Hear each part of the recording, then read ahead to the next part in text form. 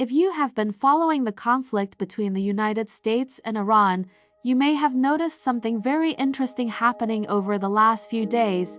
The story is no longer simply about missiles, nuclear facilities, or military strikes. Increasingly, the center of the conflict is becoming one relatively narrow piece of water between Iran and Oman, the Strait of Hormuz. And that matters far beyond the Middle East. If you live in South Africa, Zimbabwe, Nigeria, India, China, or almost anywhere else in the world, what happens in this narrow waterway can eventually affect the price of fuel, food, transport, electricity, inflation, and even interest rates. So in this video, I want to explain what is actually happening, why Iran has so much leverage over Hormuz, why the United States is putting enormous economic pressure on Iran, why China is watching closely, and why African countries should be paying attention. As of today, August 26, 2026, Iran and Oman say they have agreed on a temporary shipping route through the strait, but this should not be interpreted as a normal reopening of Hormuz. Iran still maintains conditions around access, and actual shipping remains severely depressed. On Tuesday, only 5 commodity vessels crossed the strait, compared with a 10-day average of about 15. Despite the diplomatic movement, normal commercial traffic has not returned. To understand why this is such a big deal, we first have to understand the geography. The Strait of Hormuz connects the Persian Gulf with the Gulf of Oman and the Arabian Sea. On one side, you have Iran. On the other side are Oman and the United Arab Emirates. It is narrow, but strategically enormous because some of the world's major oil and gas exporters are located inside or around the Persian Gulf. Saudi Arabia, Iraq, Kuwait, Qatar, the United Arab Emirates, and Iran all depend, directly or indirectly, on maritime routes through this region.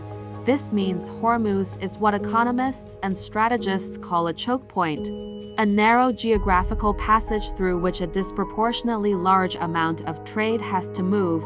If that passage becomes dangerous or inaccessible, the entire economics of transporting the commodity can change. Iran does not have to defeat the United States in a conventional military confrontation to create enormous economic consequences. It can use its geography to make shipping risky, expensive, and uncertain. Imagine you are an oil company with a tanker carrying millions of dollars worth of crude oil. You ask whether it will be attacked, whether insurance will cover it, whether the crew will sail, whether the ship could be detained, and whether sanctions could be imposed. That uncertainty itself can reduce the number of ships willing to travel. Reuters reported that only 5 commodity vessels transited Hormuz on Tuesday, compared with a 10-day average of 15. Now let's talk about oil. Oil is not simply used to put petrol into your car.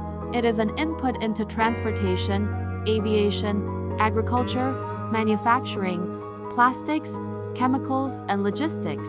If crude oil becomes more expensive, the cost of moving goods increases, businesses face higher operating costs, and many eventually pass at least part of the increase onto consumers. That is how a war in the Middle East can become an inflation problem. In Johannesburg, the Center for Research on Energy and Clean Air estimates that fossil fuel importers paid approximately $330 billion more for seaborne crude oil, oil products, and LNG during the 6 months following the initial strikes. But the oil market has not completely collapsed. The world has other sources of supply, inventories, alternative transportation routes, and producers outside the Gulf. Brent crude was around $90 a barrel, roughly 25% above its pre-war level, while Iranian oil exports have reportedly fallen dramatically. Washington's strategy has increasingly become economic as well as military. Sanctions are also a form of geopolitical power. The US dollar remains central to international commerce, and access to the American market is extremely valuable to companies around the world.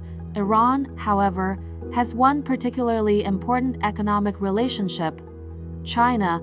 Beijing has to balance maintaining access to energy with protecting its broader relationship with the United States.